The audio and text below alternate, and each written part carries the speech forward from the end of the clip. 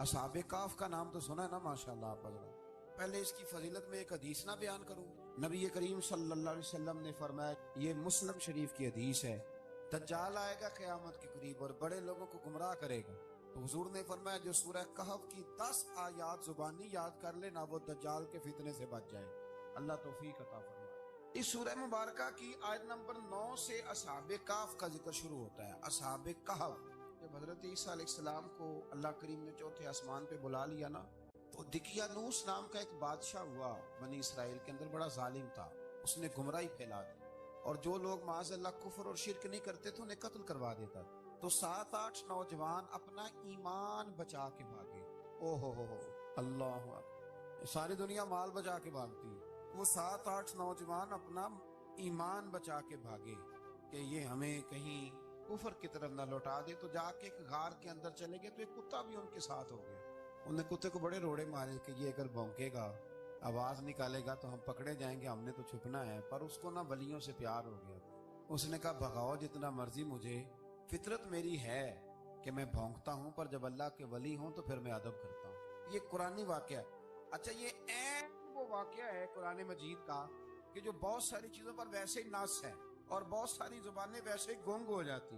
تو وہ 6-7 لوگ تھے، وہ چلے گئے غار کے اندر، جا کے انہوں نے پناہ لے لی۔ بادشاہ کو پتہ چل گیا کہ غار کے اندر ہے۔ اچھا، اللہ کی قدرت، جیسے ہی داخل ہوئے انہیں نیند آ گئی، یہ سو گئے۔ اور قرآن مجید کہتا ہے، قرآن مجید کے یہ لفظ ہیں کہ کتا غار کے منہ پر بازو پھیلا کے بیٹھ گیا، گویا اپنے مالکوں کی خدمت کرنا۔ اب میاں صاحب کی ایک بات کر لیں درمیان میں۔ میاں صاحب فرماتے ہیں، جنہ تنا وچ عشق نہ رچیا، کتے ہونا تھی چنگے، اور چلو مالک دے کر راکھی کر دے، صابر بھوکے ننگے۔ یہ دیکھو نا کہ اتنا تو ان کے اندر بھی کمال ہے۔ نے نا دونوں بازو پھیلا کے، کتا بھی غار پہ بیٹھ گیا، ان کو نیند آ گئی۔ بادشاہ نے پتا کرایا کہاں بھاگ کے گئے، تو کہا وہ غار کے اندر ہیں۔ بادشاہ کہنے لگا کہ ان کی سزا یہ ہے کہ ایک دیوار چن دو غار کے منہ میں، غار کوئی بند کر۔ جس بندے کی ڈیوٹی لگائی نا غار چننے کی، بندہ بڑا نیک تھا، اس کو دیوار بنانے کا ذمہ دیا، اس نے نا دیوار بھی بنائی اور ایک تختی پہ نا سب کے نام لکھے، اور وہ تختی ایک صندوق میں رکھ کے وہاں بند کر دی، اور اسی طرح کی ایک تختی اس کے نیچے لکھا کہ ایک تختی ان کے ناموں کی نا میں مال خزانہ میں بھی بند کر رہا ہوں۔ اللہ تبارک و تعالیٰ کی قدرت کے بعد مفسرین نے لکھا ہے وہ 100 سال تک سوئے رہے، اور بعض نے لکھا ہے کہ 300 سال تک سوئے رہے۔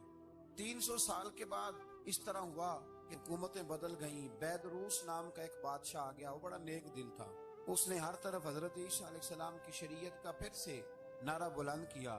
اب نا کچھ لوگ ایسے تھے جو منکر ہو گئے تھے کہ مرنے کے بعد دوبارہ کیسے اٹھیں گے۔ بادشاہ ایک دن حجرے میں گیا، جا کے دعا مانگی، یا اللہ کوئی ایسی بات دکھا جس سے لوگوں کا ایمان پکا ہو جائے۔ اس طرح کے بھی بادشاہ ہوا کرتے ہیں۔ تو رب کریم نے کہا میں نے تو پہلے ایک راز چھپا کے رکھا ہوا ہے، کھول دیتے ہیں۔ اس نے دعا مانگی، اور ادھر کیا معاملہ ہوا، ایک چرواہا بکریاں چرانے والا وہاں سے گزرا۔ اس نے سوچا یہ دیوار ہے، اگر اس کا منہ کھول لوں نا کبھی تو میری بکریاں یہاں تھوڑا سا دھوپ کے اندر سستا لیا کریں گی۔ اس چرواہے نے کیا کیا کہ اس نے وہ دیوار گرائی تاکہ میری بکریاں اندر جایا کریں۔ وہ دیوار گرائی تو اس نے اندر 6-7 لوگ سوئے ہوئے دیکھے، اور کتا بھی سویا ہوا دیکھا۔ اللہ تبارک و تعالیٰ اپنی قدرت سے، اپنے فضل سے ان کی کروٹیں بھی بدلتا رہا۔ اپنی قدرت سے ایک طرف انسان پڑا رہے نا تو اعضاء گل جاتے ہیں، ان کی کروٹیں بھی بدلی جاتی، مناسب روشنی بھی دی جاتی، حرارت۔ اس نے دیوار گرائی تو ان کی آنکھ کھل گئی، ایک دوسرے سے کہنے لگے آج تو بڑی گہری نیند سوئے ہیں یار، آج تو لمبی نیند پوری کر لی، چلو بھوک بڑی لگی ہے ایک دوست کو بھیجو۔ یہ سارا واقعہ قرآن مجید میں موجود ہے، میں اپنے لفظوں میں بیان کر رہا ہوں۔ جاؤ ایک دوست کو بھیجو بازار سے نا کھانا لے آئے، پیسے وہی 300 سال پرانی کرنسی۔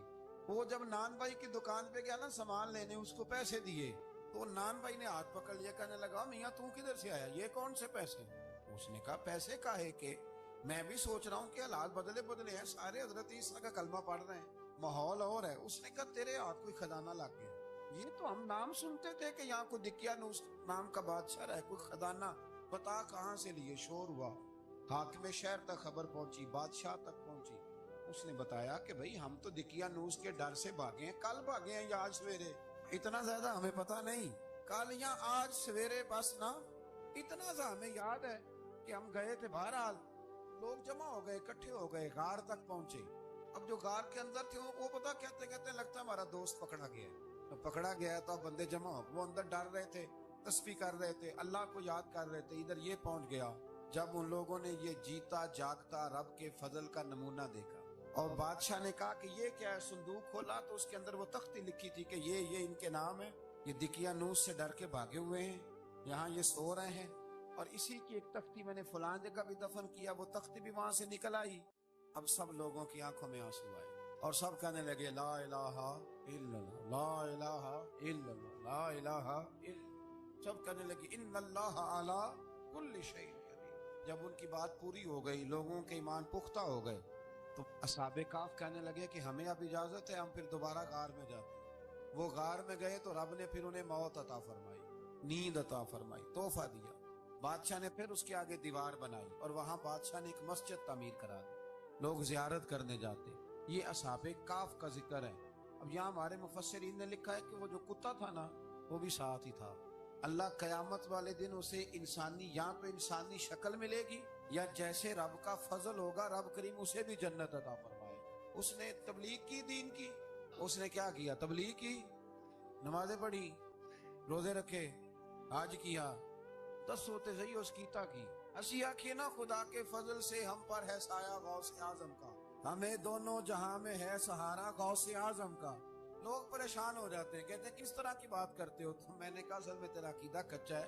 وہاں تو کتا چلا جائے ولی کے پاس تو رب اسے جنت دے دیتا ہے، تو جیگتا جاتا مومن جائے تو اللہ کیوں فضل نہیں فرماتا؟ اس سے آگے نا پھر آیت نمبر 32 ہے، اس میں اللہ تبارک و تعالیٰ نے 2 لوگوں کا واقعہ بیان کیا۔ فرمایا ایک شخص کے انگوروں کے باغات تھے اور چاروں طرف سے انہیں کھجوروں کے درختوں نے گھیر رکھا تھا، اور درمیان میں کھیتی بھی تھی اور بیچ میں دریا بھی بہہ رہا تھا، اور ان باغات نے بہت عمدہ فصل دی۔ ایک دن یہ شخص اپنے ساتھی سے کہنے لگا میرا مال اور افرادی قوت تم سے زیادہ ہے، مجھے یقین ہے کہ یہ باغ کبھی برباد نہیں ہو۔ اول تو مجھے قیامت کا یقین ہی نہیں معاذ اللہ، لیکن اگر قیامت آئی تو مجھے وہاں سے بھی بہتر مال ملے گا۔ اس کے دوسرے ساتھی نے کہا تو اپنی اصل کو بھول گیا ہے اور تو نے اپنے خالق کی ناشکری کی جو کہ وحدہ لا شریک ہے۔ اگر تم نے باغ میں داخل ہوتے وقت ماشاءاللہ لا قوت الا باللہ کہہ دیا ہوتا تو یہ تمہارے حق میں بہتر ہوتا۔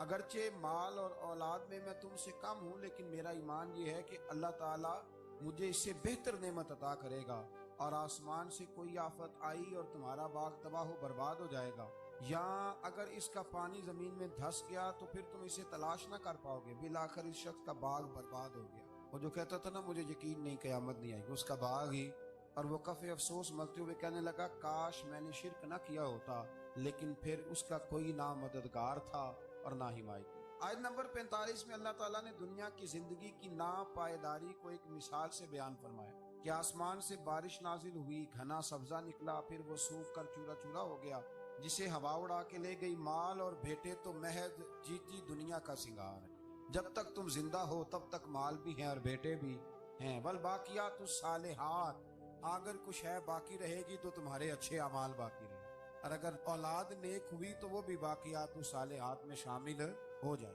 آیت نمبر 47 سے فرمایا کہ قیامت کے دن تمام روئے زمین پر ایک کھلے میدان کی صورت میں ہوگا، سب لوگ صف باندھے رب کے حضور اکیلے حاضر ہوں گے اور اپنے اعمال ناموں کو دیکھ کر خوف زدہ ہوں گے، کہیں گے ہائے افسوس اس اعمال نامے کو کیا ہوا، اس نے نہ کوئی صغیرہ گناہ چھوڑا نہ کبیرہ، مگر سب کو شمار کیا۔ آیت نمبر 50 میں حضرت آدم علیہ السلام کو فرشتوں کے سجدہ، ابلیس کی نافرمانی اور شیطان اور اس کی ذریت کے انسان کے دشمن ہونے کا بیان۔ آگے پھر ذکر شروع ہو جاتا ہے حضرت موسیٰ علیہ السلام اور حضرت خضر علیہ السلام۔ یہ لفظ خضر بھی ہے اور خضر بھی ہے، یہ 2-3 طریقوں سے پڑھا جاتا ہے۔ حضرت خضر کے بارے میں مختلف روایات ہیں کہ یہ ولی ہیں کہ نبی ہیں، لیکن مضبوط رائے اکثر بزرگوں کی یہی ہے کہ یہ بھی اللہ کے نبی ہیں، اور بعض نے لکھا ہے یہ ہمیشہ سے زندہ ہیں۔ یہ 2 اللہ کے نبی حضرت الیاس علیہ السلام اور حضرت خضر علیہ السلام، یہ دونوں ہر سال حج میں بھی جاتے ہیں، کیونکہ ایک روایت ملتی ہے کہ محبوب کریم علیہ السلام حج پہ گئے تو فرمایا میں الیاس اور خضر کو پہاڑوں سے اترتے ہوئے دیکھ رہا ہوں۔ تو جن کو اللہ نے کھلی آنکھیں دی ہوتی ہیں پھر انہیں زیارت بھی ہوتی ہے، انہیں یہ نظر بھی آتے ہیں۔ حضرت خضر علیہ السلام کو اللہ نے علم لدنی عطا فرمایا۔ یہ علم لدنی اللہ جس کو اپنے پاس سے عطا کر، اس کو علم لدنی کہتے ہیں۔ حضرت موسیٰ علیہ السلام ایک دن تقریر کرتے ہوئے کسی نے پوچھا کہ آپ سب سے بڑے عالم ہیں، فرمایا الحمدللہ، اللہ کریم نے فرمایا نہیں ہے موسیٰ کلیم آپ سے بڑے بڑے بھی ہیں، ہمارے ہاں مسئلہ ہے پا نہ پڑی، اور لوگ مناظرہ کرنے آتے ہیں۔ کئی دفعہ لوگ نا مسئلہ بتاتے ہیں تو میں کہتا ہوں جناب آپ نے بتا دیا کہ اب آپ نے حکم کرنا ہے۔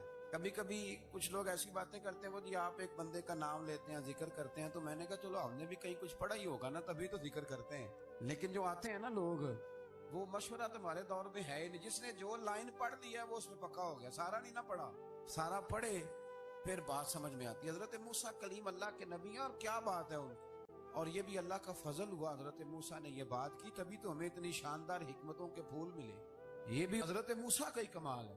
تو حضرت موسیٰ نے کہا کہ اے اللہ وہ جو مجھ سے بڑا ہے علیمہ وہ کہاں ملے گا جس سے میں حکمت کی بات سیکھوں؟ تو فرمایا جہاں مجمع البحرین ہے نا، دو دریا ملتے ہیں وہاں وہ ملے گا۔ حضرت موسیٰ کلیم سے اللہ نے فرمایا کہ جاؤ جہاں دو دریا ملیں گے نا وہاں تمہیں وہ شخص ملے گا۔ تو یا اللہ میں کس طرح؟ فرمایا زادرہ ساتھ لے جاؤ، کھانے پینے کا سامان۔ حضرت موسیٰ کلیم لے گئے، مچھلی بھی لے گئے، فرمایا یہ مچھلی جہاں تمہارے برتن سے نکل کے دریا میں داخل ہو وہاں دریا میں شگاف پڑ جائے وہاں وہ تمہیں شخص ملے گا۔ حضرت موسیٰ نے اپنے خادم حضرت یوشع بن نون علیہ السلام کو بھی ساتھ لیا، یہ بعد میں حضرت موسیٰ علیہ السلام کے جانشین ہوئے۔ یہ دونوں سفر پہ نکل گئے، ایک جگہ پہ پہنچے جہاں پہاڑ تھا، ساتھ دریا بھی تھا، اس کے نیچے آرام کرنے لگے۔ حضرت موسیٰ کلیم سو گئے تو یوشع بن نون علیہ السلام موجود تھے، مچھلی جھٹ سے نکلی دریا میں داخل ہو گئی، وہاں راستہ بھی بن گیا۔ اب اٹھے حضرت موسیٰ کلیم، جب اٹھے تو فرمایا چلو چلے، تھوڑا آگے جا کے فرمایا بھوک لگ رہی ہے کھانا تو نکالو۔ انہیں یاد آیا، کہنے لگے حضور مچھلی تو دریا میں چلی گئی تھی۔ فرمایا تو نے بتایا ہی نہیں، وہی تو ہماری منزل تھی جہاں مچھلی دریا میں گئی۔ پھر وہاں سے واپس آئے قدموں کے نشانوں پہ، وہاں پہنچے جہاں مچھلی گئی تھی تو وہاں ایک شخص لیٹا ہوا تھا چادر لے کے۔ آپ نے سلام لی تو انہوں نے کہا وعلیکم السلام یا موسیٰ کلیم اللہ۔ تو آپ نے فرمایا آپ کون ہیں؟ فرمایا میں وہی ہوں جس کو آپ تلاش کر رہے ہیں۔ تو فرمایا آپ نے مجھے کیسے پہچانا؟ فرمایا جس رب نے تمہیں بھیجا ہے نا اس نے ہی مجھے بتایا ہے کہ موسیٰ آ رہے ہیں۔ اب حضرت خضر نے جو کچھ فرمایا وہ بڑا شاندار ہے۔ فرمایا موسیٰ کچھ باتیں ایسی ہیں جن کا آپ کو علم ہے اور مجھے نہیں، اور کچھ ایسی ہیں جن کا مجھے علم ہے اور آپ۔ اللہ اکبر، یہ کبھی ہماری سمجھ میں بات آ جائے، یہ کبھی سمجھ میں آ جائے، کچھ باتیں ایسی ہیں جس کا مجھے علم ہے اور یہ بڑے بڑے سیانے بندے نہیں مانتے، بڑے بڑے میں عالم ہوں جی، تو آپ عالم ہیں میاں ایک شعبے کے، لیکن بہت سارے دنیا میں شعبے ہیں نا، دین کے عالم کا درجہ سب سے بڑا ہے، لیکن قانونی مشاورت کرنی ہے تو آپ وکیل سے کریں، گاڑی کے بارے میں پوچھنا ہے تو کسی مکینک سے پوچھیں، لیکن آپ بن کے نہ بیٹھ جائیں۔ فرمایا جس کا آپ کو علم ہے مجھے نہیں، اور جس کا مجھے علم ہے میں سے آپ کو نہیں۔ تو کہا میں پھر آپ کے ساتھ رہنا چاہتا ہوں اور میں وہ سیکھنا چاہتا ہوں جو آپ بتا رہے ہیں۔ حضرت خضر فرمانے لگے صبر کر لیں گے میرے ساتھ، یہ سب سے مشکل کام ہے، یعنی ہر بات کی تو یہاں لوگوں کو وضاحت چاہیے، کھانسے بھی تو آپ کو بتانا پڑے گا کھانسے کیوں، ہنسے بھی تو آپ کو بتانا پڑے گا ہنسے کیوں۔ بھئی بزرگ ہیں، بزرگوں کی باتوں میں حکمتیں ہوتی ہیں، لیکن ہم حکمت کی طرف جانے کو تیار نہیں ہوتے، ہمیں تو فوری طور پہ جواب چاہیے، حل چاہیے۔ حضرت موسیٰ علیہ السلام جناب خضر کے ساتھ چلے، فرمایا صبر کروں گا، میں چلتا ہوں آپ کے ساتھ۔ دریا کے قریب گئے کشتی میں بیٹھنے کے لیے تو کشتی والوں نے حضرت خضر کو پہچان لیا، بغیر کرائے کے سوار کرایا، اور جب پار اترنے لگے تو حضرت خضر نے کشتی کا ایک تختہ ہی توڑ دیا۔ حضرت موسیٰ کہنے لگے یہ آپ نے کیا کیا؟ انہوں نے نیکی کی، آپ نے تختہ توڑ دیا۔ فرمایا آپ کو کہا تھا نا آپ نے صبر نہیں کرنا۔ فرمایا چلو میں صبر کروں گا۔ تھوڑا آگے گئے تو ایک نوجوان لڑکا، ابھی چھوٹی عمر ہے، وہ ملا، حضرت سیدنا خضر علیہ السلام نے اسے قتل ہی کر دیا۔ فرمانے لگے آپ نے قتل ہی کر دیا؟ ایک قرآن مجید ہے بھائی، میں کبھی کبھی سوچتا ہوں یہ ہم کسی درویش کی بات سناتے تو بندے اڑ جاتے، فتوے نکلتے کہ نہ نکلتے؟ میرا خیال ہے ہر مسجد سے نکلتے، اور فتوے ایک جتنے مسجد میں نمازی ہوتے سب کے ہاتھوں میں فتوے ہوتے۔ قتل کر دیا، قتل ہی ہو گیا بندہ۔ تو حضرت سیدنا موسیٰ علیہ السلام فرمانے لگے آپ نے قتل ہی کر دیا۔ فرمایا میں نے کہا تھا نا آپ نے صبر نہیں کرنا۔ آپ فرمانے لگے چلو اگر اب میں بولا نا تو بے شک آپ مجھے علیحدہ کر دیجیے۔ حضرت موسیٰ کلیم بولا تو علیحدہ کر دے۔ ایک بستی میں داخل ہوئے، بستی کے لوگوں سے پانی مانگا تو انہوں نے پانی بھی نہ دیا، آرام کرنے کو جگہ بھی نہ دی، پر وہاں ایک دیوار گر رہی تھی، حضرت خضر علیہ السلام نے سیدھی کرنی شروع کر دی، ساری دیوار بنائی۔ تو حضرت موسیٰ کہنے لگے کن لوگوں کی خدمت کر رہے ہو جنہوں نے پانی بھی نہیں دیا، جنہوں نے پانی تک نہیں پوچھا؟ فرمانے لگے بس بھئی آپ نے وعدہ کیا تھا کہ اب بولیں گے تو بے شک علیحدہ کر دیں گے، آپ بولیں اب آپ کا اور میرا ساتھ زیادہ نہیں چل سکتا، آپ بولیں۔ جو بول پڑے نا غلامی کرے تو رستے لمبے چلتے، اور جو بولے نا جس کو وضاحت چاہیے ہو وہ غلام نہیں ہوتا، اس کے ساتھ پھر باتیں لمبی ہاں تو آنکھ بند کر کے چل. ہاں آزم جاتے لائیے ہی نہ تجھے لائیے تھے. اور پھر آنکھ بند کر کے پیچھے چل کے بات ختم ہو گئی. حضرت خضر علیہ السلام نے جب کہا نا کہ اب آپ کا وعدہ ختم ہو گیا، فرمایا میں آپ کو جانے سے پہلے حکمت بتاتا ہوں. یہ وہ علم ہے جو اللہ نے مجھے اپنے پاس سے عطا فرمایا. یہ وہ ہے جو علم لدنی ہے. کہا جناب کیا مطلب؟ فرمایا وہ جو میں نے تختہ توڑا تھا نا، تو یہ مسکین بچے ہیں جن کی کشتی تھی، تو دریا کے اس پار بادشاہ کھڑا تھا، وہ جو صحیح صحیح کشتیاں ہوتی تھی قبضے کر لیتا تھا، اور جو تھوڑی سی ٹوٹی پھوٹی ہوتی تھی نا وہ چھوڑ دیا کرتا تھا. تو میں نے تھوڑی سی کشتی ان کی اس لیے توڑ دی ہے تاکہ دیکھے گا تو چھوڑ دے گا، اس لیے میں نے بھلا کیا ہے. اور فرمایا وہ جو بچہ میں نے قتل کیا نا، وہ شروع سے ہی کفر کا دل دادا تھا. اس کے ماں باپ نیک تھے، اگر بڑا ہوتا جوان ہوتا تو ہو سکتا ہے ماں باپ کو بھی کفر میں مبتلا کر دے. اب اس کے بدلے اللہ انہیں صالح بیٹا عطا فرمائے. تو یہ بھی میں نے اللہ کے دیے ہوئے علم سے کیا. اور فرمایا یہ جو دیوار میں نے نبی ہو کے یا ولی ہو کے مزدوری کر کے دیوار بنائی ہے نا، اللہ اکبر، فرمایا یہ دیوار عام لوگوں کی نہیں، یہ یتیم بچوں کا خزانہ ہے دیوار کے نیچے. یہ گر جاتی تو خزانہ ظاہر ہو جاتا، اور بچائی اس لیے ہے کہ وَكَانَ أَبُوهُمَا صَالِحًا، ان بچوں کا باپ نیک آدمی تھا. ان کا باپ، قاضی ثناء اللہ صاحب پانی پتی فرماتے ہیں ڈائریکٹ باپ نہیں تھا، 7ویں نسل میں جا کے باپ بنتا تھا. سن لیں یہ بھی بات، ایک بندہ نیک ہو تو اس کی 7 نسلوں تک رب خزانوں کی بھی حفاظت فرماتا ہے. اب آپ اندازہ فرمائیں کہ بات کتنی دور تک جاتی ہے. بزرگوں کی باتوں میں نا حکمتیں ہوتی ہیں، دانائیاں ہوتی. یہ طریقت کے جو لوگ ہوتے ہیں انہیں سبق یہ دیا جاتا ہے کہ آمنا و صدقنا، ماننا ہے اور تصدیق کرنی. ہمارا معاملہ یہ ہے کہ یہاں وضاحت دینی پڑتی. وہ جی وہاں کیا ہوا تھا، وہ جو گاڑی آپ کے پاس ہے تو وہ کہاں سے آئی، تو وہ جو کل آپ نیا جوڑا پہن کے آئے تھے تو وہ کدھر سے آیا. تو جو لوگ وضاحتیں مانگتے ہیں وہ اپنے نہیں ہوتے، ان کا غلامی کا رشتہ نہیں ہوتا. حبیب اور ہوتا ہے، شریک اور ہوتا ہے. شریک وضاحتیں مانگتے ہیں، حبیب محبت کرتے ہیں. ہمارا آج سب سے بڑا المیہ یہ ہے، سب سے بڑا، کہ ہم کسی حکمت کے تحت کوئی بندہ اگر کوئی کام کر رہا ہے تو مجبوری ہے کہ ہمیں وہ حکمت بتائی جائے. ایسا نہ کریں. یہ طریقہ حضرت غوث اعظم رضی اللہ تعالیٰ، حضور غوث پاک رضی اللہ تعالیٰ عنہ کو ایک شخص ملنے آ گیا. ملا علی قاری نے لکھا ہے، آپ کے ایک مرید نے کہا چل میرے پیر سے ملنے. کہنے لگا میں نہیں جاتا ملنے کسی پیر شیر سے. کہا نہیں آؤ تو صحیح. وہ آیا نا تو اس نے دیکھا کہ 50 گھوڑے عربی نسل کے کھڑے ہیں غوث پاک کے دروازے، موٹے تازے چوڑے عربی نسل کے گھوڑے. اس کے دل میں خیال آیا، کہنے لگا یار سواری کے لیے اگر رکھے ہیں تو ایک بھی کافی تھا، 50 کی کیا ضرورت تھی. اللہ اکبر. اب واقعی 50 کھڑے تھے، مرید کے پاس جواب ہی کوئی نہیں تھا. کہنے لگا یار پتہ مجھے بھی کوئی نہیں، لیکن حضرت صاحب نے رکھے ہیں تو حکمت ضرور کوئی ہوگی. اللہ اکبر. وہ چلے گئے واپس. وہ روز تنقید کرتا، کیسا تیرا پیر ہے 50 گھوڑے رکھے ہوئے، کیسے تیرا پیر ہے 50 گھوڑے رکھے ہوئے. کچھ دن گزرے تو ملا علی قاری کہتے ہیں وہ اعتراض کرنے والے کے پیٹ میں کوئی تکلیف ہوئی، بغداد کے سب سے بڑے طبیب کے پاس گیا. اس نے کہا تیرا تو جگر تباہ ہو گیا ہے، عربی نسل کا ایک گھوڑا چاہیے، اس کو ذبح کریں گے، اس کا جگر نکالیں گے، اس کی دوائی بنا کے تجھے کھلائیں گے، اور 50 گھوڑے ہوں گے تو بچے گا. اب پریشان ہو گیا، کہنے لگا گھوڑے ہیں تو صحیح، پر جو میں حال کر رہا ہوں گا گھوڑے تو نہیں ملیں گے، میرا تو جوتوں والا کام ہے، وہ شاید مل جائیں. لیکن جب انسان مرنے لگتا ہے تو پھر اس کو ڈوبتے کو تنکے کا سہارا. اپنے دوست کے پاس گیا، کہنے لگا چل تیرے پیر کے پاس ہے. اس نے کہا تجھے نہیں لے کے جانا، تو تنقید کرتا ہے. کہتا ہے ایک دفعہ چاہیے کیا؟ کا گھوڑے. کہنے لگا تیرے لیے رکھے ہیں کوئی، جا دوڑ جا، میرے حضرت صاحب کی ضرورت کیا ہے. لیکن جب غوث اعظم کی خانقاہ میں داخل ہوئے نا تو حضور غوث اعظم اٹھ کے ملے. اللہ والے دلوں میں باتیں نہیں رکھتے. ماتھا چوما اور فرمانے لگے میاں تو ایک دن نا میری گلی سے گزر رہا تھا تو میری تیرے اوپر نظر پڑی، تو مجھے نظر آیا تو بیمار ہوگا، اور تیرا علاج عربی نسل کے 50 گھوڑوں کی وجہ سے ہوگا، تو میں نے تیرے لیے لا کے کھڑے کیے ہوئے ہیں، تیرے لیے ہی کھڑے کیے ہیں. تو نہ گھر بھی لے جانے کی ضرورت نہیں، چارہ بھی میرے مرید ہی ڈال دیا کریں گے. تو اس طرح کرنا، روز آنا ایک گھوڑا لے جانا، پھر اگلے دن آنا تو دوسرا. وہ خدا کے بندے تیرے لیے رکھے تھے، تو تنقید کر رہا ہے. اللہ کے بندے پردہ پوش ہوتے ہیں. ہاں شرط یہ ہے کہ وہ بندہ صالح ہو، دیندار ہو، وہ والا پیر نہ ہو جو نماز بھی نہ پڑھے اور گھوڑے 15 رکھے ہوئے ہوں، وہ والا معاملہ نہ ہو.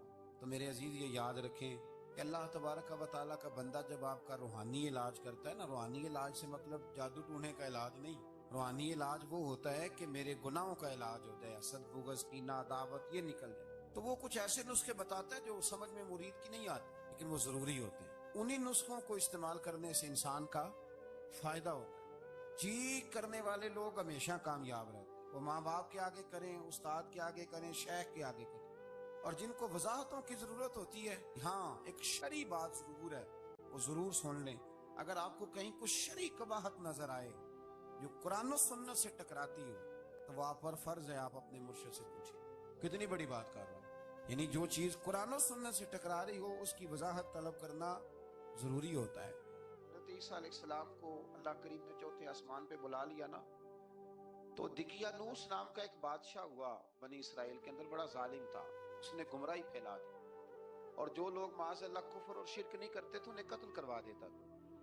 तो 7-8 नौजवान अपना ईमान बचा के भागे। ओ हो, अल्लाह, सारी दुनिया माल बचा के भागती, वो 7-8 नौजवान अपना ईमान बचा के भागे कि ये हमें कहीं कुफर की तरफ ना लौटा दे। तो जाके एक गार के अंदर चले गए, तो एक कुत्ता भी उनके साथ हो गया। उन्हें कुत्ते को बड़े रोड़े मारे कि ये अगर भौंकेगा, आवाज निकालेगा तो हम पकड़े जाएंगे, हमने तो छुपना है। पर उसको ना वलियों से प्यार हो गया। उसने कहा भगाओ जितना मर्जी मुझे, फितरत मेरी है कि मैं भौंकता हूं, पर जब अल्लाह के वली हूं तो फिर मैं अदब करता हूं। ये कुरानी वाकया है। अच्छा, ये ऐन वो वाकया है कुरान मजीद का कि जो बहुत सारी चीजों पर वैसे ही नस है और बहुत सारी जुबानें वैसे ही गुंग हो जाती। तो वो 6-7 लोग थे, वो चले गए गार के अंदर, जाकर उन्होंने पनाह ले ली। बादशाह को पता चल गया कि गार के अंदर है। अच्छा, अल्लाह की कुदरत, जैसे ही दाखिल हुए इन्हें नींद आ गई, ये सो गए। और कुरान मजीद कहता है, कुरान मजीद के ये लफ्ज हैं कि कुत्ता गार के मुंह पर बाजू फैला के बैठ गया, गोया अपने मालिकों की खिदमत कर रहा है। अब मियाँ साहब की एक बात कर लें दरमियान में। मियाँ साहब फरमाते हैं, जिन्हां तना विच इश्क न रचिया, कुत्ते होना थी चंगे, और चलो मालिक देकर राखी कर दे, साबर भूखे नंगे। ये देखो ना कि इतना तो उनके अंदर भी कमाल है। अपने ना दोनों बाजू फैला के, कुत्ता भी गार पे बैठ गया। इनको नींद आ गई। बादशाह ने पता कराया, कहाँ भाग के गए? तो कहा वो गार के अंदर है। बादशाह कहने लगा कि इनकी सजा ये है कि एक दीवार चुन दो गार के मुंह में, गार कोई बंद कर दो। जिस बंदे की ड्यूटी लगाई ना गार चुनने की, बंदा बड़ा नेक था, इसको दीवार बनाने का जिम्मा दिया। उसने ना दीवार भी बनाई और एक तख्ती पे ना सबके नाम लिखे, और वो तख्ती एक संदूक में रख के वहां बंद कर दी। और उसी तरह की एक तख्ती, उसके नीचे लिखा कि एक तख्ती इनके नामों की ना मैं माले खजाना में भी बंद कर रहा हूं। अल्लाह तबारक व तआला की कुदरत के बाद मुफस्सिरीन ने लिखा है वो 100 साल तक सोए रहे, और बाज ने लिखा है कि 300 साल तक सोए रहे। 300 साल के बाद इस तरह हुआ कि हुकूमतें बदल गईं। बैदरूस नाम का एक बादशाह आ गया, वो बड़ा नेक दिल था। उसने हर तरफ हजरत ईसा अलैहिस्सलाम की शरीयत का फिर से नारा बुलंद किया। अब ना कुछ लोग ऐसे थे जो मुनकर हो गए थे कि मरने के बाद दोबारा कैसे उठेंगे। बादशाह एक दिन उजरे में गया, जाके दुआ मांगी, या अल्लाह कोई ऐसी बात दिखा जिससे लोगों का ईमान पक्का हो जाए। इस तरह के बादशाह हुआ करते। तो रब करीम ने कहा मैंने तो पहले एक राज छुपा के रखा हुआ है, खोल देते हैं। उसने दुआ मांगी और इधर क्या मामला हुआ, एक चरवाहा बकरियां चराने वाला वहां से गुजरा। उसने सोचा ये दीवार है, अगर इसका मुंह खोल लूं ना कभी तो मेरी बकरियां यहाँ थोड़ा सा धूप के अंदर सस्ता लिया करेंगी। उस चरवाहे ने क्या किया कि उसने वो दीवार गिराई ताकि मेरी बकरियां अंदर जाया करें। वो दीवार गिराई तो उसने अंदर 6-7 लोग सोए हुए देखे और कुत्ता भी सोया हुआ देखा। अल्लाह तबारक व तआला अपनी कुदरत से, अपने फजल से उनकी करवटें भी बदलता रहा। अपनी कुदरत से एक तरफ इंसान पड़ा रहे ना तो आज़ा गल जाते, उनकी करवटें भी बदली जाती, मुनासिब रोशनी भी दी जाती, हरारत भी। उसने दीवार गिराई तो उनकी आंख खुल गई। एक दूसरे से कहने लगे आज तो बड़ी गहरी नींद सोए यार, आज तो लंबी नींद ही पूरी कर ली। चलो भूख बड़ी लगी है, एक दोस्त को भेजो। ये सारा वाकया कुरान मजीद में मौजूद है, मैं अपने लफ्जों में बयान कर रहा हूँ। जाओ एक दोस्त को भेजो बाजार से ना खाना ले आए, पैसे वही 300 साल पुरानी करेंसी। वो जब नान भाई की दुकान पे गया ना सामान लेने, उसको पैसे दिए तो नान भाई ने हाथ पकड़ लिया, कहने लगा मियाँ तू किधर से आया, ये कौन से पैसे? उसने कहा पैसे काहे के, मैं भी सोच रहा हूँ कि हालात बदले बदले हैं, सारे हजरत ईसा का कलमा पढ़ रहे हैं, माहौल और है। उसने कहा तेरे हाथ कोई खजाना लग गया, یہ تو ہم نام سنتے تھے کہ یہاں کوئی دقیانوس نام کا بادشاہ ہے، کوئی خزانہ، بتا کہاں سے لیے، شور ہوا، حاکم شہر تک خبر پہنچی، بادشاہ تک پہنچی۔ اس نے بتایا کہ بھئی ہم تو دقیانوس کے ڈر سے بھاگے ہیں، کل بھاگے ہیں یا آج سویرے، اتنا زیادہ ہمیں پتا نہیں، کل یا آج سویرے بس نا، اتنا سا ہمیں یاد ہے کہ ہم گئے تھے۔ بہرحال لوگ جمع ہو گئے، اکٹھے ہو گئے، غار تک پہنچے۔ اب جو غار کے اندر تھے وہ پتا کہتے کہتے لگتا ہمارا دوست پکڑا گیا ہے، پکڑا گیا ہے۔ تو اب بندے جمع ہو، وہ اندر ڈر رہے تھے، تسبیح کر رہے تھے، اللہ کو یاد کر رہے تھے، ادھر یہ پہنچ گیا۔ جب ان لوگوں نے یہ جیتا جاگتا رب کے فضل کا نمونہ دیکھا اور بادشاہ نے کہا کہ یہ کیا ہے، صندوق کھولا تو اس کے اندر وہ تختی لکھی تھی کہ یہ ان کے نام ہیں، یہ دقیانوس سے ڈر کے بھاگے ہوئے ہیں، یہاں یہ سو رہے ہیں، اور اسی کی ایک تختی میں نے فلاں جگہ بھی دفن کیا، وہ تختی بھی وہاں سے نکل آئی۔